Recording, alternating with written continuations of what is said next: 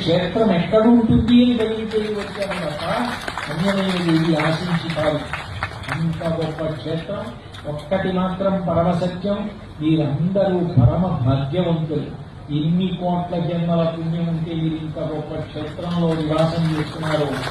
మీ వంటి మహాపుణ్యాత్తులైన వారిని ప్రదోష సమయంలో ఇంత మందిని చూస్తూ నరసింహస్వామి వారి యొక్క విరాట్ స్వరూపాన్ని చూసినట్టుగా సహస్రాక్ష సహస్రపాప్ అన్నట్టుగా ఇన్ని నరసింహ స్వరూపాలుగా మీ వంటి భక్తుల్ని చూస్తూ భగవన్నామం గురించి భగవద్వైభవం గురించి చెప్పుకునేటటువంటి అదృష్టాన్ని నాకు ఇచ్చిన నరసింహస్వామి వారి పాదాల వింతములకు చెరక పాటించి నమస్కరిస్తూ మళ్లీ రేపు సాయంకాలం 6:30 నిమిషాలకు తిరిగి కలుసుకున్నప్పుడు నా చేత నరసింహస్వామి కలిగించినంత మేర పలకగలని తెలియజేస్తూ, అసలు విష్ణువు ఇక్కడున్నాడు ఇక్కడ లేడని చెప్పడం సాధ్యం కాదు.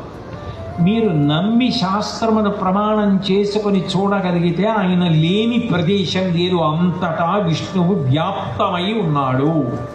ఇందుగలడందు లేడని సందేహము వలదు చక్రి సర్వోపగతుండు. ఎందెందు వెనగి చూచిన అందందే గలడు దానవాగ్రని వింటే. మీరు ఎక్కడెక్కడ వెతకండి నాన్నగారు, అక్కడక్కడ విష్ణువు కనపడతాడు. ఎందుకురా అలా అనవసరపు గాలి తిరుగుడు తిరుగుతావు, వచ్చి తరించరా, నా మ్రోల కూర్చుని 2 రోజులు మాట్లాడరా అని స్వామి పిలుస్తున్నాడన్న భావనతో వచ్చాను తప్ప నేనేదో చాలా తెలిసున్నవాణ్ణని అధికుడనని నేను రాలేదు. అయినా ఏదో తెలిసున్న వరకు ఆ సంతోషంతో ఆ భక్తితో ఆ పారవస్యంతో మీ ముందు మాట్లాడాను తప్ప నేను నిజానికి స్వామి గురించి మీ ఊళ్ళో మీ ముందు మీకు చెప్పడం సాధ్యమా?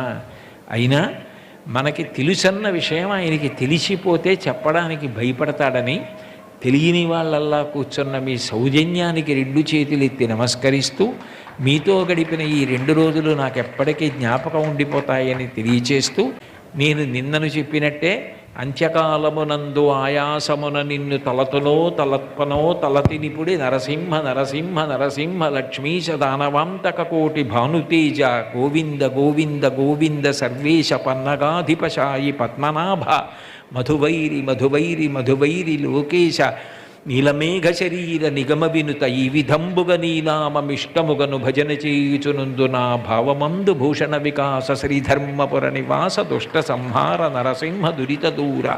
10 ఏళ్లకో 15 ఏళ్లకో ఎప్పుడోప్పుడు ఈ తను రాలిపోవలసిందే.